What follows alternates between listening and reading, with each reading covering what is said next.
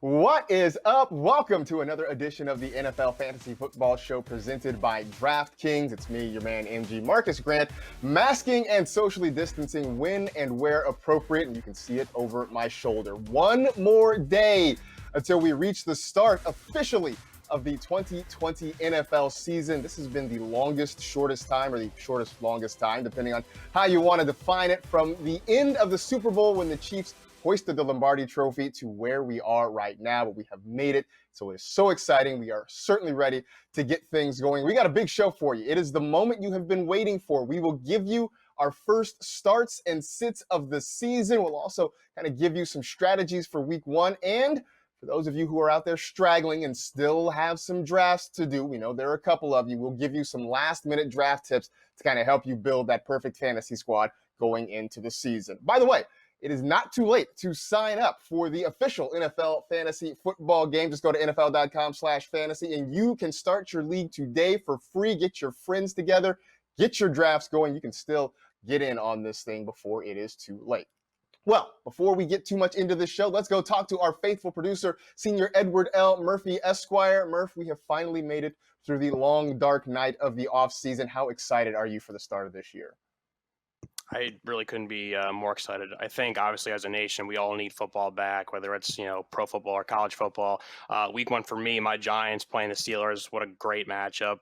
Have one more fantasy draft later today. Have all my teams almost ready to go. I mean, it's just it's a great time. And it's, like I said, it's something that we all need to just enjoy for once instead of worrying about all the, the craziness in this world. It's come at a perfect time. Yeah, no doubt about it. I mean, it has been kind of to say it's a weird year would be an understatement, but football coming back at least gives us something that is close to normal. I know it's been great having the NBA back, and baseball has been sort of fun, but this is the one thing that has sort of stayed on schedule. Like, it's helped us mark the passing of time. So very much looking forward to that. Well, now, joining me every week on this show, every Wednesday, looking forward to it a whole lot. I mean, you know him. You love him, unless you were a 49er fan last year, in which case you probably didn't. But it is Adam Rank. So glad. Rank, I can't believe they're letting us do a show together. I'm curious to see how long this lasts, but for now, I'm just going to sit back and sort of enjoy this thing. That was very bold of you to say that I was going to be here every Wednesday, because I feel like I could wear out my welcome in about 20 minutes. First of all, I could point out that Eddie Murphy, I know for those of you who are just here on the audio version, he's wearing a tank top, right? With a sweatshirt, with a hoodie. I don't know what was going on. It was very disconcerting. I didn't hear a word that he said, but it is delightful to be here and to talk about the football season and everything that's going on. I'm certainly excited for it.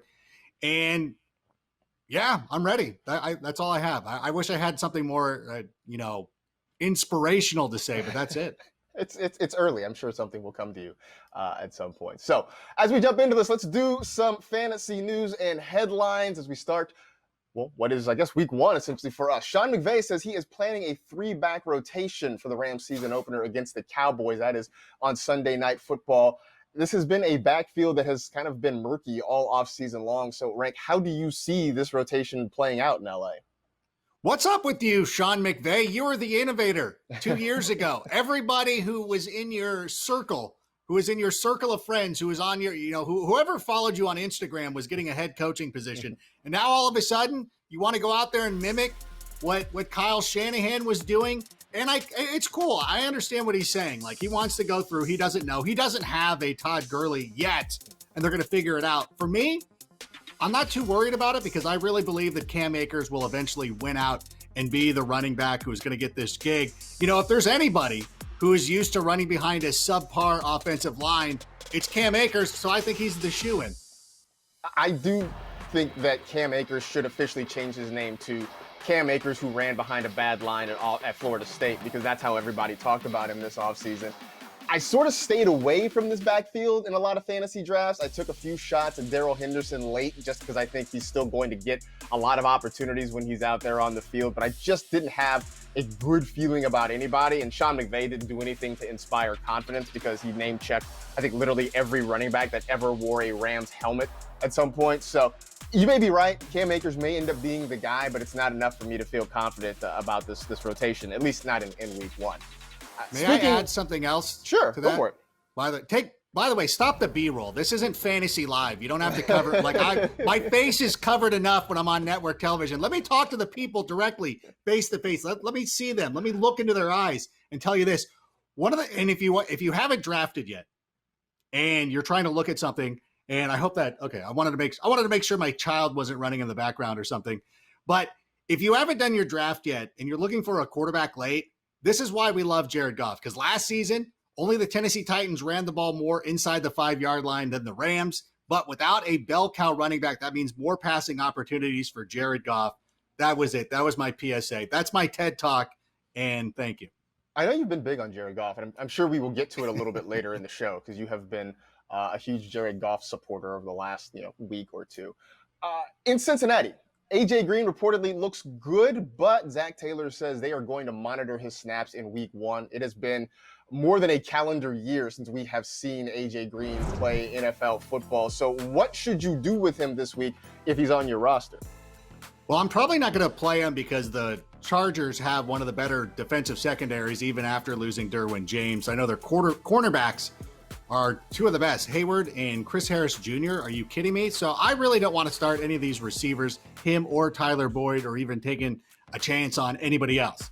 So I like it long term. I really do believe that Joe Burrow is going to have a nice season. I believe that you can trust these Bengals receivers moving forward. But for right now, I'm going to stay away. What are you thinking? Well, I mean, I think I'm sort of with you. I also admit I sort of got burned by AJ Green because I took him in a salary cap league last year and I held on to him just waiting to the point of kind of no return. So I admit that my feelings are a little bit hurt. I do expect that the Bengals are going to have to throw the football this year because I think they're going to be playing from behind. So that is good news for Tyler Boyd, for AJ Green. I think the only difference is this isn't a team that's going to rely on Green like they did in the past. I don't see him getting 25 to 30% of the targets like he did in years past because they can spread the ball around to some other guys out there. That depends, obviously, what happens with John Ross staying healthy, what happens with Auden Tate, what happens with T. Higgins. But I think the days of AJ Green being one of those, top 10, top 12 fantasy receivers is probably gone just because, one, the injuries, and two, because they don't need him to be that guy anymore. So that's my concern with AJ right now. Also, I kind of a little saucy pick that I'm kind of looking at. What if CJ Uzomah comes out and has a nice year? Like, I don't know. I'm just trying to Danger Zone U alum, CJ Uzomah? Yeah. I was looking at it. I mean, obviously you're not going to draft him because I'm too busy drafting Blake Jarwin all over the place. But I do think that perhaps at some point this season, he will be a streaming option. I think you're probably right. The question is, will you pick the right week to stream CJ Uzomah? That's going to be the trick there. Last bit of news in New England, Damien Harris is going on injured reserve. Now, this is different this year than it was in past years because it means he can come back after, I believe, 3 weeks is the way it's set up this year because of the COVID season. There had been a battle back there between Sony Michel and Damien Harris. We know James White is still there, Rex Burkhead. But what does this mean in terms of how this rotation stacks out in New England, you think? Well, honestly, you weren't drafting Damien Harris to start week 1, so I'm not sure how much of an impact that should really have. What you were doing is picking him for the future.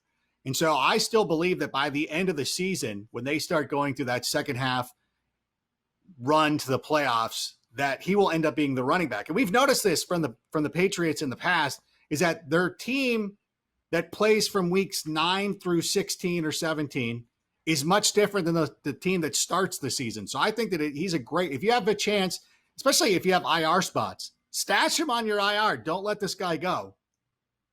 I completely agree with that. I also think it was interesting because for basically 20 years, or at least, the last 15 years or so, the Patriots were so much better than everybody else in their division that they could treat like the first month or 6 weeks like preseason and then like, hey, let's just kick it into gear in the back half of the year and let's go win the division.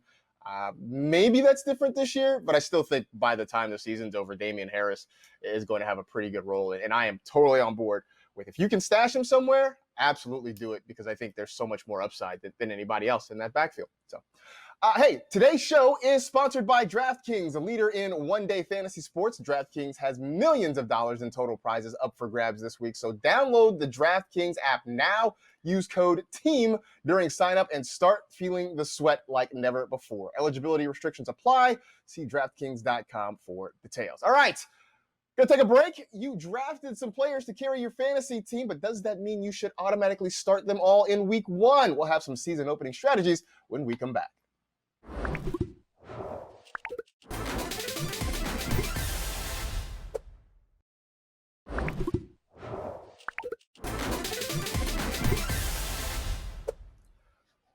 So in theory, putting your lineup together for week one should be the easiest week of the year. I mean, you went through a draft, you picked up a whole bunch of guys you really like that you think are going to ball out this season, but we also haven't seen anything of any of these teams, even less so this year because we didn't have any preseason games. So figured this is a good time to talk some strategies entering week one, how to approach starting your lineup and trying to build your roster. So as we sit here, obviously, you drafted guys ranked early on that you think are going to ball out this season, that were going to be studs.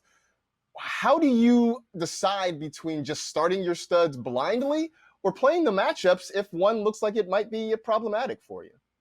Well, who are you drafting as backups? Like, I have Derrick Henry in a league, and the matchup against the Broncos is going to be very tough. Well, obviously Von Miller being injured for the season changes it a little bit. But even though you have a stud and but who are you starting over him is my big thing. Like, what are you doing? Are you like, well, I think Bryce Love might have a better, no, you're not going to be playing stuff like that. So I always think to myself that, you're going to end up playing your good players. I think where you play the matchups is where you have guys, if you're deciding between Will Fuller and Zach Moss, like, where do I want to go? I should really explore this matchup. So I know it's an idiom to be like, don't be the start your stud. Like, your stud is still probably your best player. Like, despite a bad matchup, like Derrick Henry has a bad matchup against the Broncos. I am starting him in real leagues, but if I'm putting together a DraftKings roster, I'm probably not going to play that player. I think that's sort of the thing, right? The guys that you drafted in the first, I would say 3 or 4 rounds, you probably feel good enough about that regardless of the matchup, you're going to start them this week. You're probably going to start them most weeks because they, in theory, are that good. It is when you sort of get to the mid-round guys, the guys that maybe you're not so sure on, that you start playing matchups a little bit more. I do feel like week one, everybody's feeling great about themselves. Everybody feels like they have a good start to the season. So why not play those guys that you really, truly believe in? I think sometimes people get a little bit too cute. Especially early in the season when they start playing matchups and nitpicking here or there. Look, just you drafted these guys for a reason. Go with it week one. And then, when week one is over, we'll have overreaction theater on that Monday and everybody will panic because, Patrick Mahomes only scored you like 17 points instead of the 35 that you were hoping for. And then we'll adjust from there. But otherwise, I think just you believed in them for a reason. So start them there. We've got a lot of new head coaches, a lot of new offensive coordinators and play callers around the league that certainly going to change the way offenses look. Which of these guys are you most looking forward to watching? Are you paying closest attention to in the first week or two? Well, I do want to see who has familiarity and who's worked with players before. And I think if you go to Teddy Bridgewater in Carolina, you think, well, Joe Brady and him, they're new. They don't know each other. They probably have to exchange. No. These guys, they worked together in New Orleans. So before Joe Brady became the offensive coordinator for the LSU Tigers, he was an offensive assistant for the New Orleans Saints when Teddy Bridgewater first arrived. So there's some familiarity there. I'm interested to see what Scott Turner's going to do with the Washington football team. I think that's a pretty interesting one. Plus, you also want to look at some of the new defensive coordinators and see how that's going to work out in a lot of places. Like, is Cleveland going, like, when you're trying to line up and you're trying to figure out, like, what are the best matchups? If you look at a team that's going to be playing Cleveland, for instance, and I think that Joe Woods is going to end up being a fantastic defensive coordinator, that can also factor into it as well. And plus, going back to Carolina, they're starting so many rookies on defense. They've got a new defensive coordinator, like looking at that situation as well. So in the early part of the season, I think it's overarching for when you're trying to make lineup decisions, lean on coaches and quarterbacks who've had at least 1 year together, because they're going to have the biggest benefit. Yeah, I'm curious. You mentioned the Browns. Kevin Stefanski is one that I really want to watch just because we've seen so many reboots in Cleveland, and they always say that this is going to be the one. But I think maybe this is going to be the one with what he did with the Vikings offense, and maybe he can bring that to Cleveland and kind of get Baker Mayfield kick-started, because there's certainly plenty of weapons there. It's just about getting them in the right spots. Another one that I'm sort of interested to watch is Jay Gruden down in Jacksonville. mostly because I want Jay Gruden to go back to his arena football roots where they just threw the ball all over the place and they scored a ton of points, because this team's not going to be very good this year. They are sort of in a rebuilding situation. They're not going to run it. Right. They got rid of Leonard Fournette. They're not going to run the football. So put the ball in Gardner Minshew's hands, let the mustache work, throw it around to DJ Chark, Laviska Shenault, just get those guys involved. So that's one I just feel like, just let it rip, because you really have nothing to lose if you're the Jaguars. So I want to see Jay Gruden just sort of let it all hang out. I think that could be a lot of fun this year down there. And when you're talking about reboots and you're talking about Cleveland, of course, Cleveland is the home of Superman, and they finally nailed it. I thought that Henry Cavill was the best Superman. I liked Man of Steel. I'm sorry. I know I'm a DC stan. I don't know how many DC Funkos you can see here in the background. I know they're all over the place or whatever. But the thing is I like that one too. And I think the one thing that really helps out with Stefanski is that the play action was such a huge part of the offense in Minnesota.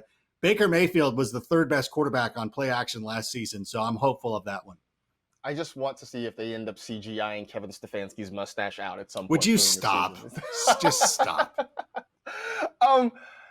I know this time of year, sometimes we get caught up in looking at last year's numbers to try and project what's going to happen this season. FPA numbers are a big thing when we're sort of looking at week one matchups.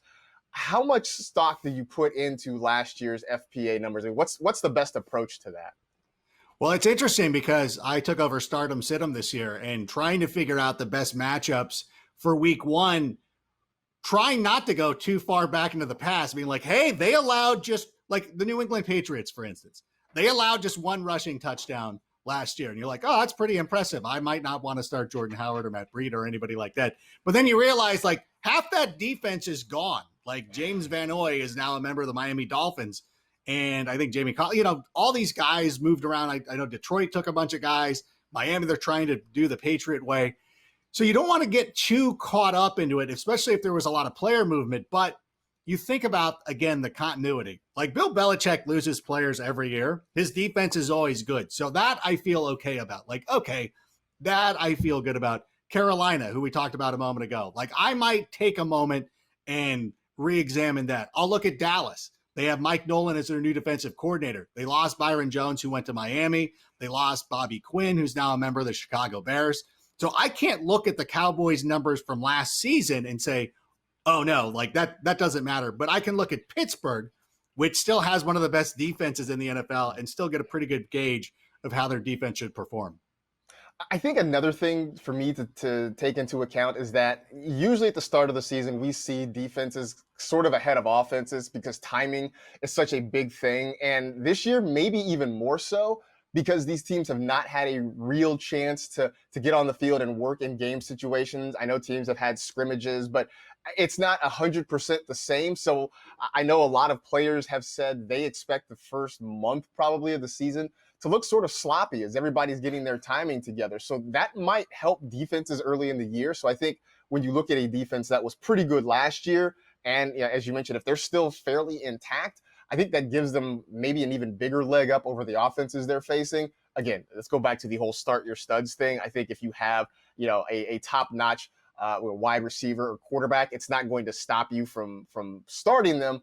But it is just something to sort of keep in mind, just because, hey, look, the defenses, at least early on, may have an advantage just because they're more, they're less timing based, I should say, than a lot of these offenses and these passing games. That's going to be so terrible when these games are more lower scoring than everybody wants them to be because of that. And they're like, oh my gosh, like we want football. We've been clamoring for football for so long. And now we're like, oh yeah, that game was 13-7, like perfect. That makes me worried about the Bears and Lions, because I thought that was going to be a low-scoring game to begin with. That could be a soccer score if this thing turns out that way. We talked about Cam Akers and the Rams backfield. They are not the only group of running backs that are going to start with a rotation this year. If you have a back in a rotation backfield, what's the best approach?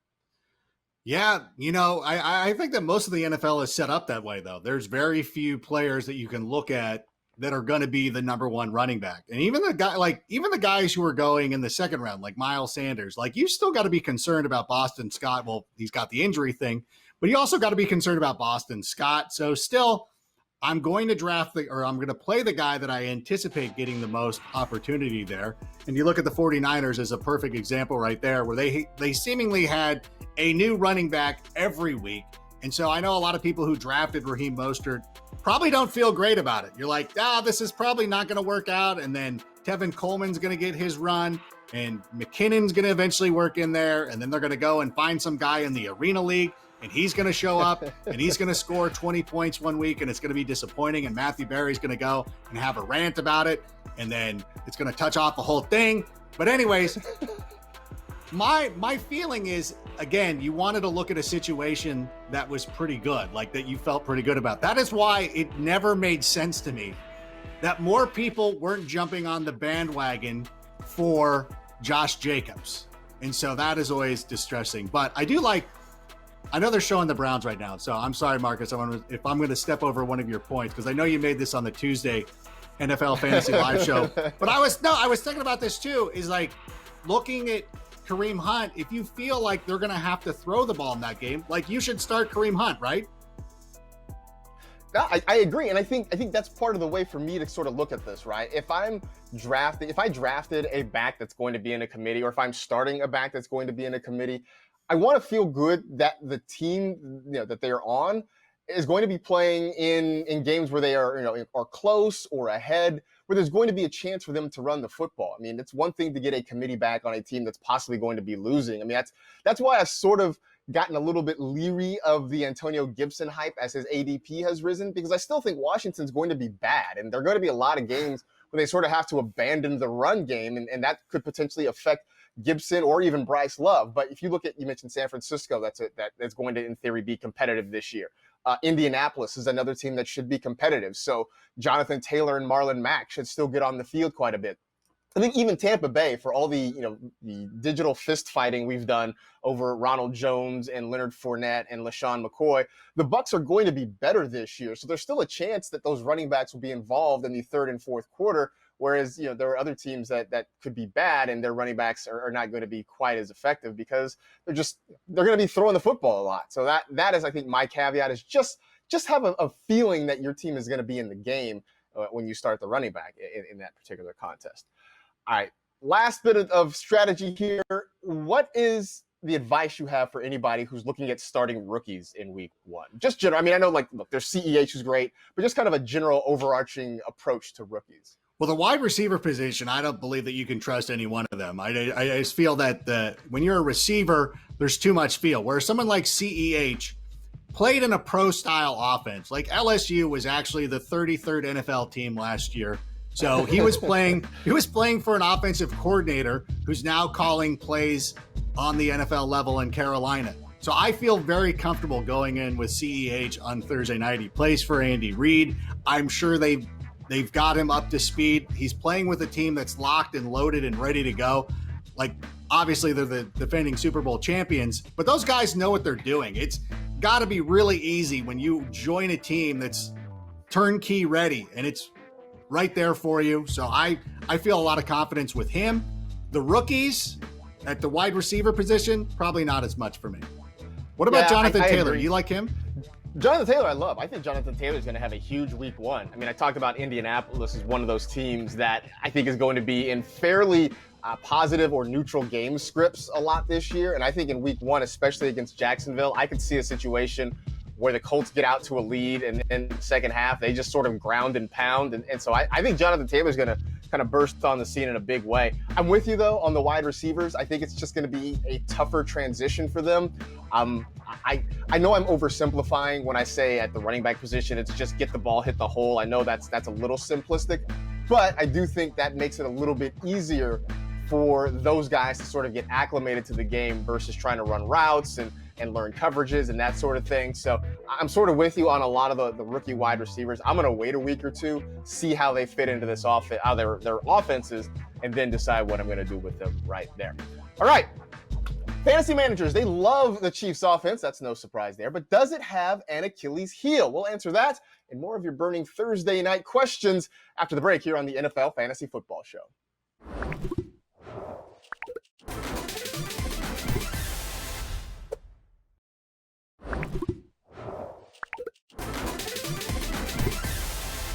Be gearing up for the start of the 2020 NFL season. It starts with the Chiefs and the Texans, the defending champs, against the team they rolled in the playoffs last year. They spotted the Texans 24 points and they're like, all right, let's go.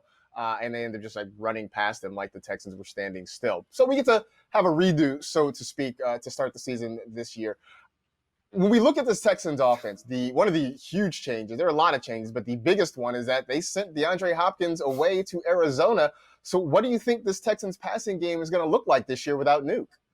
You know, can I say one thing, though? Like, sure. Devonta Freeman is still an unsigned free agent. Mm-hmm. Would you rather have David Johnson and the guys they're running out there, their stable of receivers, or would you rather have Devonta Freeman and DeAndre Hopkins? Like, does that... I don't know. Oh, would you rather have Todd Gurley? If I could have Devontae and Nuke, that's all day. Absolutely. What is happening, Bill? Why is he being praised? Like you signed Deshaun Watson. Congratulations. But anyways, I know the question was about the receiving core. And one of the biggest questions will be, how long can Will Fuller stay healthy? And I hate to bring this up because he's a fantastic player and he's a great talent. And I've been drafting him all over the place. I felt really comfortable taking him as a wide receiver 3 in a 3-receiver league or a flex guy in a 2-receiver league. Because when he's on the field, he's amazing. When he's targeted more than 7 times, he will put up huge fantasy numbers. So the only thing it comes down to is he's available. And to me, here's the thing. I don't care. I'm drafting him. And I go in knowing that he might not always be there. It's like your friend who lives across the country. Like, yeah, he's not going to be here every week. He's not going to hang out all the time, but the weekends he comes in, you're going to hang out with him and you're going to have a good time. And that's the way I feel about Will Fuller. I'm completely on board with that. And I think early in fantasy draft season, I was sort of like I don't know, he's going to get hurt. And then I started looking at where he was available in drafts. And I'm like, well, wait, if I have 2 other receivers that I really trust and believe in, why wouldn't I take Will Fuller as like my 3rd receiver or the flex, as you mentioned, because the upside is so great. I do think the Texans went out and basically got a whole lot of the same guy when you talk about Will Fuller and Brandon Cooks, and they have Kenny Stills, and I think they added Randall Cobb. I mean, they have like the same guy, like 4. It's like multiplicity basically in real life there in Houston. But the idea is if these guys stay healthy, we know how productive they can be. I know Brandon Cooks didn't have a great year last year with the Rams, but I think that was sort of a blip on the radar. When you look at what he had done all the years previous to that, I think he gets back to being productive again with Deshaun Watson. You talked about Will Fuller. There are a lot of things I think to like in this Texans passing game, and it is just a matter of these guys staying on the field on a week-to-week basis. Sort of side note though, Rank, what do you think the Cardinals passing game looks like now that Nuke is down there and just signed a big extension down in the desert? Well, I really like him. I mean, I think that he's going to walk into that situation and play very well. I think that he's shown over the course of his career, even before Deshaun Watson became the quarterback, he was a good receiver. So I'm not really worried about it. I'm not sure that he's going to go out there and be the benefactor of 150 targets unless Cliff Kingsbury can actually do what he says he's always going to do and speed up the game. It's like, yeah, bro, that was a good plan. You never did it last year. So if they do go out there and they become this offense that's dialing it up and they're running more plays than everybody else, it's going to be great. And there's no way that I'm going to avoid DeAndre Hopkins. I really do. Like, this was crazy to me is that I wasn't getting enough shares of DeAndre Hopkins just based on where I was in drafts. Over the weekend, I got a trade offer that was, I was getting Terry McLaurin I was sending Terry McLaurin straight up for DeAndre Hopkins. I spent 3 hours trying to find injury news. Like, what am I missing? What am I seeing? Like, I understand. Like, he might not have the numbers that he had with the Texans. He is still a great receiver. Like, what has happened? This could be something that you pull out in week 17, be like, hey, Rank, remember when you thought that Hopkins was going to be better than Terry McLaurin? But he is still a fantastic receiver and should benefit down there. And Christian Kirk is another receiver who I like out of that offense. Yeah, I've heard a lot of people sort of downgrading DeAndre Hopkins. And yes, he's not going to get the same target share in Arizona that he got in Houston, but he will still see plenty of volume. I like Christian Kirk, but I still am sort of waiting for him to have that big breakout moment. I know Larry Fitzgerald is there, and he is still going to somehow clock about 70 receptions for about 750 yards and maybe a couple of touchdowns. But this is probably the last go around for Fitz down there. DeAndre Hopkins is still going to get plenty of run in this offense. And so maybe he's not, the 100-catch guy, but I still think he puts up solid numbers. And I haven't understood the knocks on him and why people have downgraded him so much. Back to Houston, though.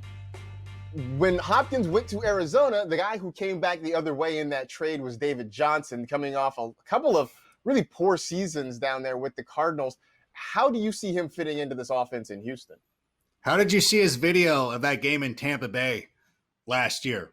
Like, did Bill O'Brien not watch tape? Like, it's one of those things that, like, we've seen him play, and it hasn't been great. Like, he had one big season in 2015. What was the year that you won the Fantasy Live League? It was like 2016, I think it was. 2016. Whatever it was, like, you were David Johnson. You were the one. You were ahead of the game. You were the David Johnson above all else, or no matter what, whatever the line is from game day or draft day. And so, one of those. But like, he had a great run, but we've seen running backs just disappear. I've never seen one fall off the table for a number of years and then have this return to greatness. We just don't see it in the NFL, and I'm just not confident that it's going to happen. And I know that he's in the best shape of his life, and he's looked amazing in camp. And yet, here's my thing, is they've got Duke Johnson there. Like, David Johnson might not even be the best D Johnson in that backfield. Like, what is happening? So I have no shares of David Johnson anywhere. I would rather have Duke Johnson. And if I have to go out and wear this one in week 17 and admit that I'm wrong, I will do that. I don't feel that is going to be the case. Early in the spring, I told myself a story where I saw a David Johnson revival. Because I went back and I watched his first 4 or 5 games last year, and he didn't look bad. Then he got hurt. He had the back injury. I think he sort of rushed back from that a little bit, especially once Kenyon Drake stepped in there and started playing well. I think David Johnson really tried to rush himself back, and the results were not great. So I told myself the story that maybe having the year off to get healthy was going to do him some good. But then you mentioned Duke Johnson. He's there. They have all those wide receivers we just talked about. And the fact that Deshaun Watson is not known for throwing the football to running backs, and he's a guy who likes to throw the football downfield. So that just doesn't seem to bode well for David Johnson. So as we got more into the summer and closer to the season, I really backed off drafting David Johnson because I just think he's going to be okay. I don't think the big rebound is coming. I don't think there's going to be comeback player of the year talk for him. I think he's just going to be, a guy there in Houston, and that has sort of made me concerned about what he can be this year in that Houston offense. There'll be a game or two, but yeah. No, there'll be a game or two where he crushes it, and then that's when everybody's going to, "Oh, see, I told you, you guys were all wrong about him." Like, bro, he's going to have at least 1 or 2 pop games. And we're gonna look, or at least me, I'll look like an idiot. But you know what? I'm fine with that. I'm used to it, I should say. We're used to that in this job. You just sort of shake it off and you move on to the next week. On the flip side, the Chiefs' offense is one that we talk about in glowing terms for good reason. They have so many stars there. They are so dynamic. Is there something, and if there is, what is it that worries you about this offense this year? I mean, I know it's probably dumb to say, because it's a good problem to have, but it is really difficult to focus in on one guy that is going to crush it week in and week out. Now, obviously, last year, Travis Kelce had his, 4th, 5th consecutive season with 1,000 receiving yards, and he was great. And I had plenty of shares of Travis Kelce, but he wasn't the superstar that you would have expected him to be. For somebody in an offense like this, you would be like, I want him to have 1,800 yards and 13 touchdowns, but he was solid. And that's what we get with a lot of these Chiefs players, is that you have good football players. Tyreek Hill is a good football player. He has these amazing games. It's just hard week to week, like compared to what DeAndre Hopkins was working with last year, where it's like every game he's got to get targeted 19 times. With the Chiefs, you're like, you could go a full game and not give Tyreek Hill a single target and still beat your opponent by 31 points. And I know this is getting into the weeds, and it's the dumbest thing to be worried about. It's like if Zac Efron's worried about being too handsome, you're like, shut up. I don't want to hear about it. Oh, you sing as well? Like, I'm busted up for you. So I get it. I know it's a dumb thing to be complaining about.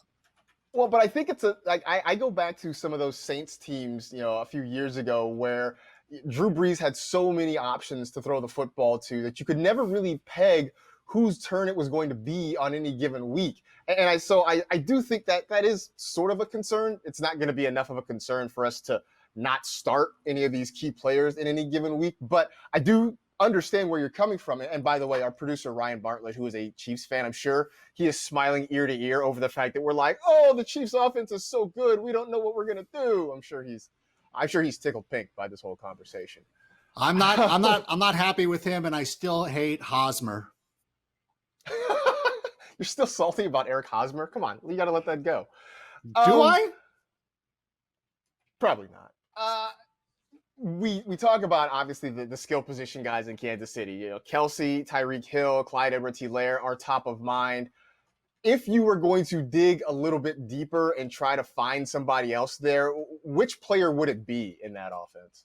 Well, I do believe that everybody, when you get to your end of your draft, you always see Mecole Hardman and you're like, oh my gosh, this guy has all the talent and he could be a breakout type of player and he's exciting. But again, it goes back to the situation of there's just way too many guys. There's way too many players. It goes back to the Saints example that you were talking about where they would have Kenny Stills would have a pop game where he had double-digit touchdowns. And there's going to be times where you're watching these games and you're going to be really excited because you're not quite paying attention and you see it and you started Tyreek Hill and you're like, this is amazing. And you're like, dang it, it was Mecole Hardman. So that is the guy, though, I would look at.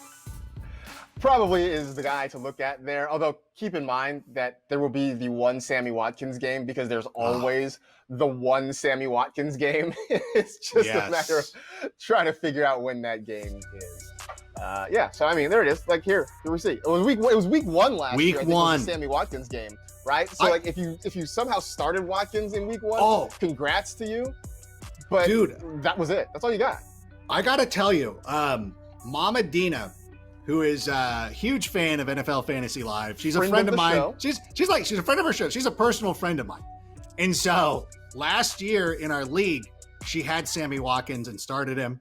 And I'm like, Dina, you gotta trade him. Like, it's not gonna get rid of him. Trade him. Like, trade him to anybody. Like, get anything. She's like, no way. I'm gonna hold on to him. And I beseeched her, and she just would not listen to me. And it didn't work out. But you know what? She ended up with the second overall pick in the draft this year. So sorry about. And it's based on record. I guess something came out of it. Who knows? All right, we'll take a break, but now the moment you've all been waiting for. Adam Rank will unveil his top starts and sits for week one. We'll give them to you all coming up on the NFL Fantasy Football Show presented by DraftKings.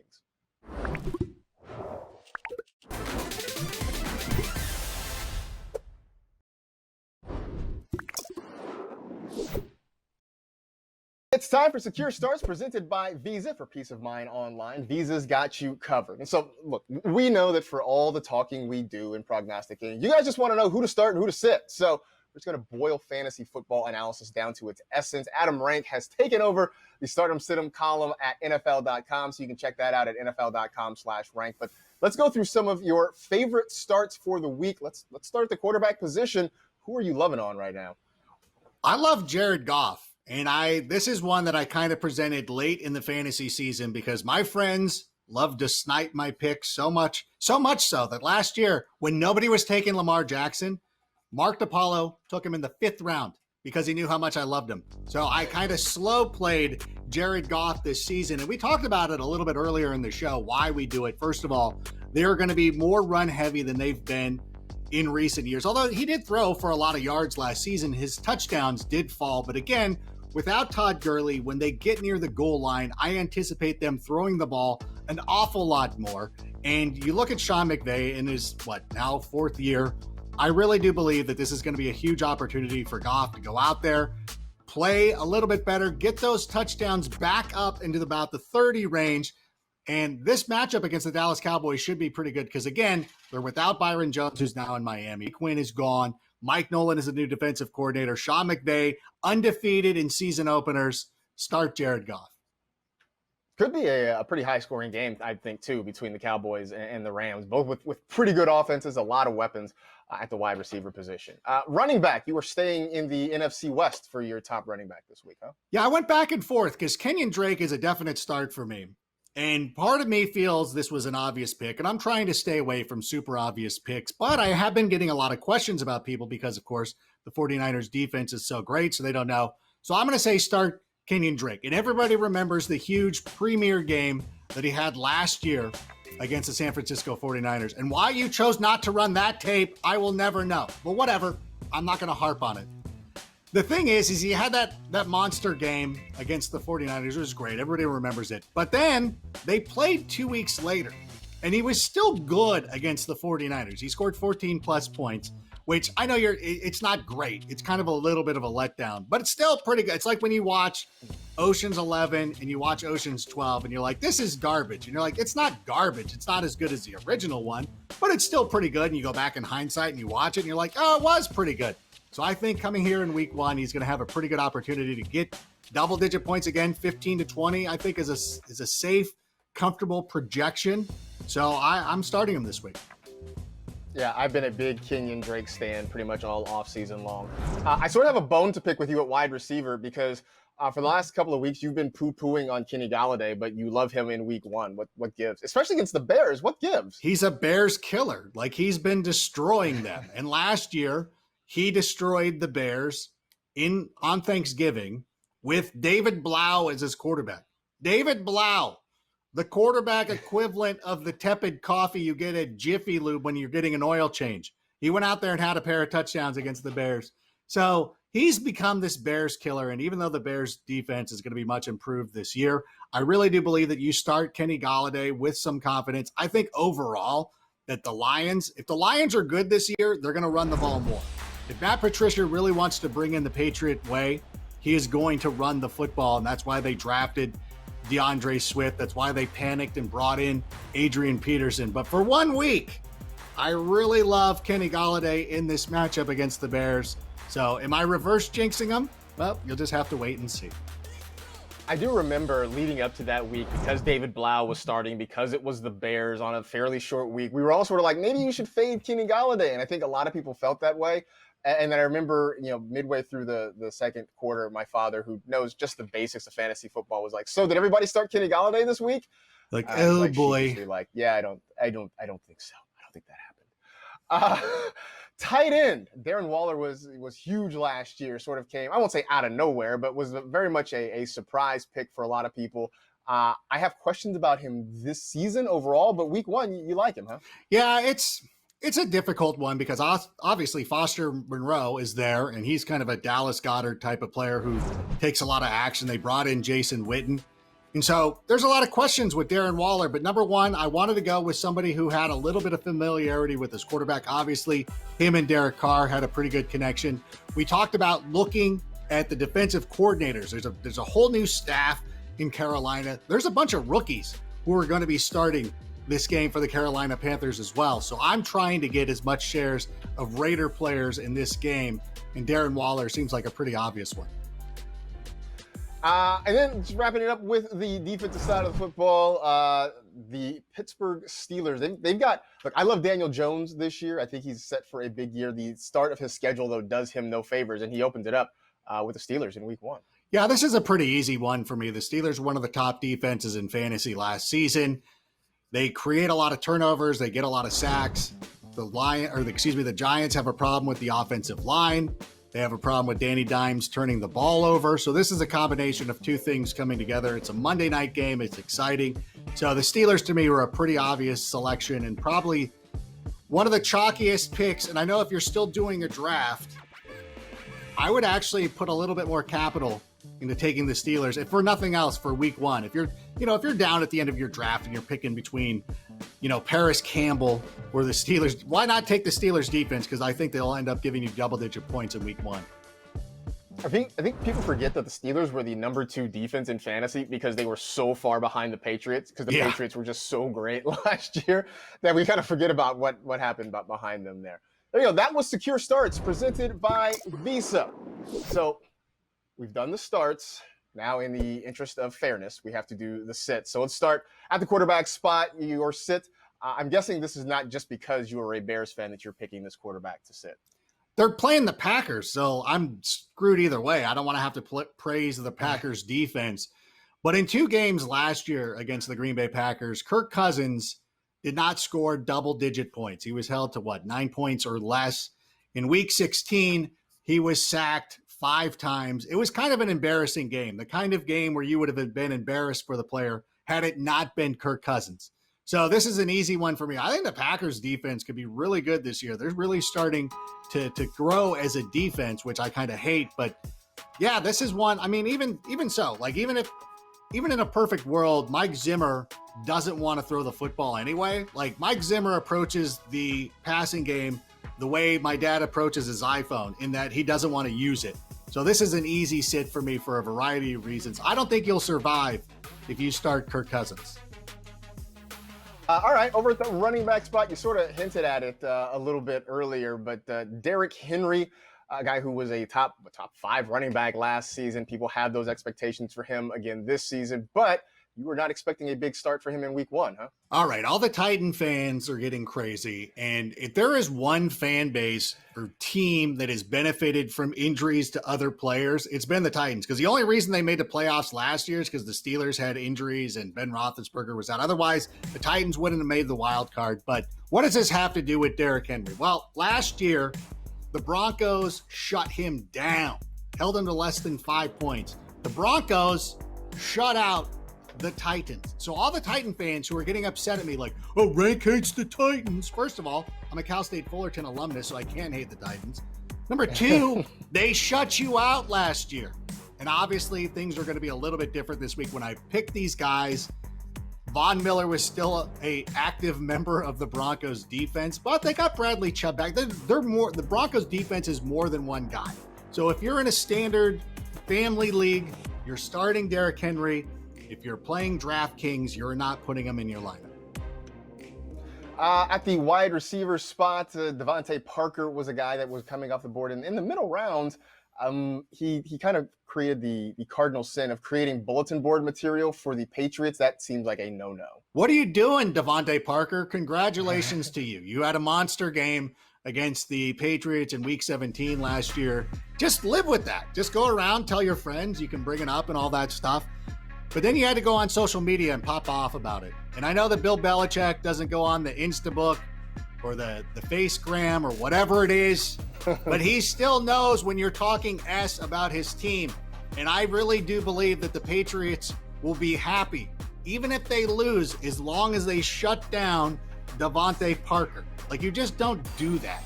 It's just how you've played in the NFL long enough to know this. So I'm gonna sit him, unfortunately. All right, I would agree. Plus I've been big on Preston Williams this whole offseason, so that just sort of feeds into my my own validation in that one. Tight end spot, Austin Hooper goes to a new team. We talked about the Browns. It just, for me, feels like there's just too many mouths to feed in that offense for Hooper to be productive this year. Well, even in a great matchup, you figure that Austin Hooper is going to be the 4th, maybe the 5th option for the Cleveland Browns. But then you look at the matchup against the Baltimore Ravens, who did not allow a tight end last season to have more than 50 receiving yards. And I know we talked about this earlier in the show. How much do you put into last year's totals? Well, the Ravens defense is still pretty good, even without Earl Thomas. They brought in Calais Campbell. So I really am fearful of this team that's been together, that had the best record in football last season, going up a first-year NFL head coach that is working with a tight end. Like, I saw somebody was asking me about this on Instagram. They're like, hey, should I start Hooper or Blake Jarwin? And I know Blake Jarwin is the darling and somebody that I've been advocating, but it's like, you can't start Austin Hooper this week. You have to sit him. Yeah, I mean, Hooper going to Cleveland sort of took him off my board, but I think this week is definitely not a week that I would mess around with starting him. And then defensively, Seahawks-Falcons looks like a very interesting game, at least to watch from a football perspective, but you are saying stay away from that Falcons defense this week. Yeah, the Falcons defense, one of their biggest question marks coming into the season was, can they get to the quarterback? And they lost Vic Beasley, and they replaced him with Dante Fowler. Dante Fowler had a breakout season last year in Los Angeles after moving on from Jacksonville, but you wonder how much of the success of Dante Fowler came from playing with Aaron Donald in that Rams defense. It's like, if you were one of the periphery characters in Ocean's 11, like, oh yeah, you were in a movie with George Clooney, and of course that was a huge moment for you, but now not so much. So I'm going to sit the Falcons this week. Yeah, the Falcons, I think, it was interesting because at the end of the season last year, they started to pick things up and play better, but this just seems like a poor matchup for them to start the year. They were better. We'll take one last break and come back, wrap up the show. We know there are some stragglers out there that still have a couple drafts left to do, so we'll give you some 11th hour tips as you head into those drafts. Stay tuned for more of the NFL Fantasy Football Show.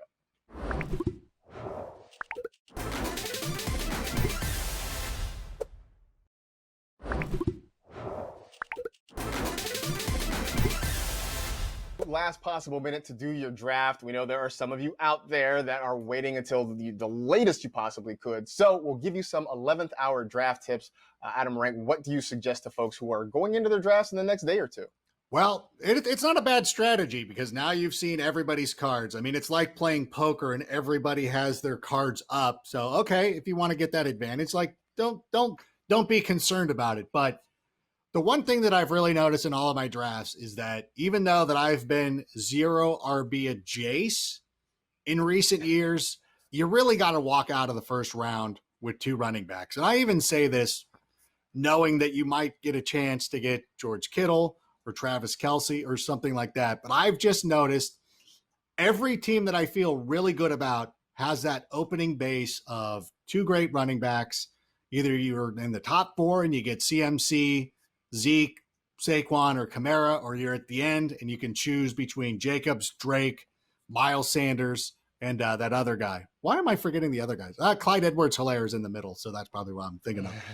I just feel like you got to have two running backs. And then you look at that run in the middle rounds. There's so many great – I just find myself, Marcus, every time I'm in the 3rd, 4th, 5th round, there's like 12 receivers I would be very happy to have. And so I think that's the best way to go. And so that's how that would be my one piece of advice for you. Yeah, no, I completely agree with that. My piece of advice would be, look, ADP is just a suggestion. It is not it's the rule. A hard and fast rule. So look, if there's a guy you want and he's maybe a round or so earlier than the ADP says, don't worry about it. Go get him. Just to make sure you have that peace of mind and you feel comfortable with what you're going to do. What's this thing right here? Wait, what is this thing? Wait, hold on. What? I want to point to it. No, I can't point. Oh, that thing. The download the fantasy football podcast. If I just took my phone like that, would that work? Oh no, that's not. Yeah, no, I don't think that's working. Let's see. I don't think. Hold on, working. let me try to download this. That's so cool. How fancy are we now? There you go. Just like that, you can download the NFL Fantasy Football Podcast, and that seems like a good spot to say goodbye. We appreciate you watching and listening. You know that's it. That is it. We are done. Thank you for hanging with the NFL Fantasy Football Show presented by DraftKings. You know the drill. Tell 2 friends to tell 2 friends. Rate, review, and remember, sports is just God's way of teaching us time zones. Be safe. Take care of each other. Wear a mask, and we will see you on Friday.